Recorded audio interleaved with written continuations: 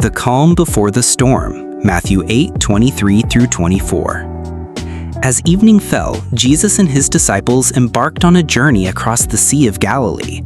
After a long day filled with teaching and healing, Jesus, weary from the crowds, entered a boat with his disciples. He instructed them to cross over to the other side, away from the bustling shore where the people sought him. And when he was entered into a ship, his disciples followed him. And behold, there arose a great tempest in the sea, insomuch that the ship was covered with the waves, but he was asleep. Matthew 8:23-24. As they set sail, the water remained calm, the night serene, and the sky clear. But this tranquility was about to be shattered. Without warning, a violent storm suddenly erupted, whipping the sea into a frenzy. The winds howled, and towering waves crashed against the boat, filling it with water. For those who had sailed these waters before, fishermen familiar with the unpredictable storms of the Sea of Galilee, it was no ordinary squall. This tempest was ferocious, threatening to overturn the boat and claiming the lives of all aboard. In the midst of the chaos, Jesus, the master of the sea, lay asleep. His disciples, frantic and panicked, looked to him for help, but his peaceful slumber stood in stark contrast to the storm's fury. The disciples, gripped by fear and uncertainty, feared for their lives. Their faith had not yet fully grasped the power resting beside them. "Lord, save us, we perish." Matthew 8:25. Their plea, desperate and filled with doubt, echoed the very real danger that surrounded them. Yet in that moment, they did not yet fully understand the identity of the one who slept through the storm. The calm before the storm, like the stillness of the sea, held a deeper meaning. It was in this very moment that a greater revelation was to unfold, a revelation of the power of the one who could command the winds and the waves. The storm that was about to test their faith would also reveal to them the true nature of their teacher, that he was not merely a man, but the Messiah with authority over all creation. The storm, the rising danger. Matthew 8:24. As the disciples sailed across the Sea of Galilee, a journey that should have been a peaceful evening crossing, it soon transformed into a severe test of their faith and trust in Jesus. The Sea of Galilee, a freshwater lake surrounded by steep mountains, was notorious for sudden and violent storms. These storms, often caused by cold winds descending from the surrounding mountains and colliding with the warm air over the lake, could arise without warning. This was not a rare occurrence for seasoned fishermen like Peter, James, and John. They were familiar with the temperamental nature of the sea, yet this storm was unlike anything they had ever encountered. At first, the evening was calm. The boat drifted quietly across the water, the sky a gentle gradient of orange and purple as the sun set. The disciples, though vigilant, must have felt secure. After all, they had navigated this lake many times before. But then, the peace was shattered. The sky darkened, and the wind began to pick up with an eerie suddenness. A storm of ferocious intensity swept across the Sea of Galilee. The winds howled like a war cry, and the waves, once gentle ripples, surged into towering giants, crashing violently against the sides of the boat. The calm waters, which they had known so well, were now transformed into a chaotic battleground, as if the very forces of nature had turned against them. The disciples, seasoned fishermen accustomed to the lake's shifting moods, were now filled with terror. The storm was unlike anything they had ever seen. The wind was fierce enough to force the boat off course, and the waves were so high that they risked capsizing it. Each gust of wind seemed more violent than the last, and every wave that struck the boat threatened to overwhelm them. The disciples, exhausted from battling the elements, quickly realized that their familiar skills were inadequate in this moment. They had faced storms before, but this storm seemed beyond the natural world, something larger, something far more dangerous. In their desperation, the disciples struggled to maintain control of the boat. The sense of powerlessness began to grip them. The fear was not just of the storm itself, but of the overwhelming realization that they could not save themselves. As the boat creaked and groaned and the waves continued their relentless assault, the disciples found themselves at the mercy of nature's fury. Their hearts raced with terror as they fought to keep the boat from sinking. They were facing a force that they could not fight with their own strength. The disciples' fear reached its peak when they realized they were not just in a storm, they were in a battle for their lives. They had long been acquainted with the unpredictable moods of the sea, but this storm felt different. It was as if nature itself had become an enemy, and there was no escape. The magnitude of the storm and the sense of helplessness that came with it awakened a deep, primal fear in their hearts. This was not just a physical storm, it felt like an existential crisis. Could they survive this? Would they drown in the fury of the storm? Or would they witness something more powerful than nature itself? In the midst of this chaos, they turned to Jesus. But when they found him, he was fast asleep in the stern of the boat, seemingly untouched by the storm that raged around them. Their hearts must have been filled with a mixture of confusion and frustration. How could Jesus sleep at a time like this? Were they not facing the end of their lives? Was he unaware of the danger? Were they truly alone in this desperate moment? In their panic, they cried out to him, "Lord, save us, we are perishing." Matthew 8:25. This desperate plea revealed the depth of their fear, their sense of doom, and their belief that only Jesus could save them. At this moment, the disciples were not just facing physical danger, they were facing a deeper spiritual crisis. They had seen Jesus perform miracles of healing and witnessed his extraordinary power. But this storm, this life-threatening event, forced them to confront the question, who is this man? Did they fully understand the depth of his power? Did they trust him enough to believe that he had control over even the fiercest of storms? As they waited for an answer, their confusion and fear grew. They were surrounded by chaos, yet Jesus, who had been their teacher, seemed unfazed by the peril they were in. Their faith, built on the evidence of miracles they had witnessed, was now being tested in a way they had not anticipated. The disciples' fear was not just of the storm, but of their vulnerability in a world that seemed out of control. Their trust in Jesus, which had been growing, was now under intense scrutiny. Would he act? Would he save them? In this moment, the storm became a metaphor for the trials and challenges of life. Just as the disciples were overwhelmed by the power of nature, so too do we face moments in life when we feel powerless, when fear and uncertainty threaten to drown us. But the question remains, in those moments of terror, will we turn to Jesus in faith, trusting that he is the Lord even over the storms of life?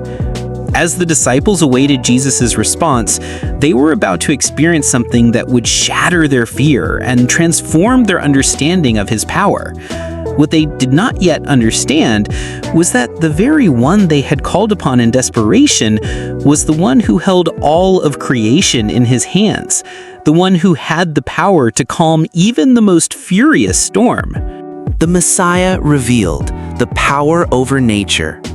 When Jesus responded to the disciples in the midst of the violent storm, his reaction was immediate, calm, and profoundly purposeful. There was no hint of panic or distress in his voice, no sign of fear or hesitation. In contrast to the furious storm that raged around them, Jesus stood still, composed and unshaken. His calmness in the face of nature's fury was not merely a display of composure. It was a powerful message to his disciples and to us about the nature of true peace. His stillness was a direct challenge to the overwhelming fear that gripped the hearts of the disciples. It was as though he was teaching them, and through them teaching us, that true peace comes not from the absence of storms, but from the presence of the one who controls them.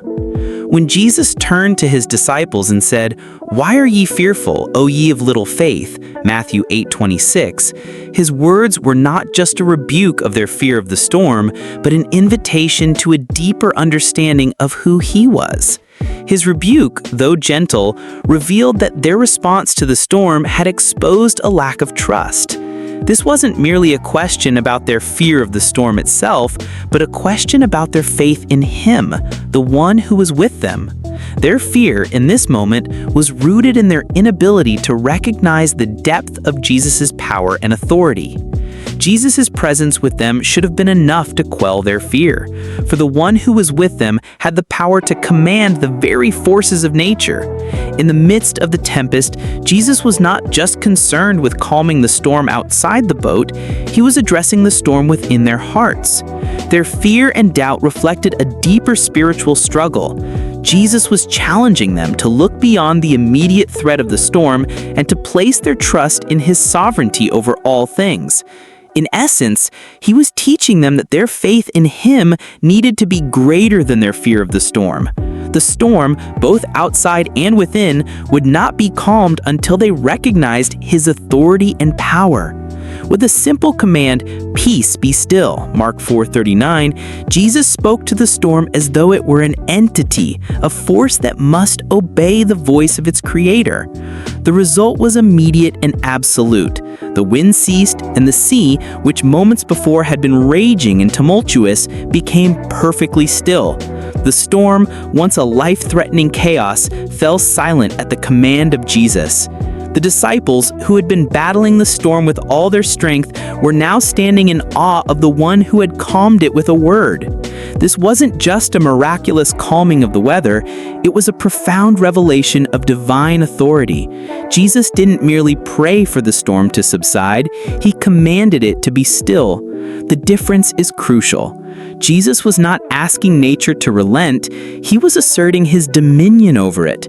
The power He demonstrated was not just the power of a prophet or teacher, but the power of the Creator Himself. The natural world, which operates according to laws established by God, was completely subject to His will. This event was a declaration that the one who was in the boat with them was not only a healer, a teacher, or a prophet, but the Lord of all creation. As the disciples stood in stunned silence, the magnitude of what had just occurred began to sink in. The calm that followed the storm was not just a sign of Jesus' power over the elements, but a sign of His divine identity. The one who had healed the sick, cast out demons, and taught about the kingdom of God was also the one who could still the winds and calm the seas.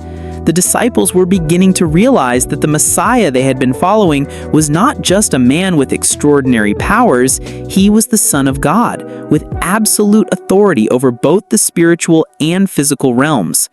In that moment of awe and wonder, the disciples asked among themselves, "What manner of man is this, that even the winds and the sea obey Him?"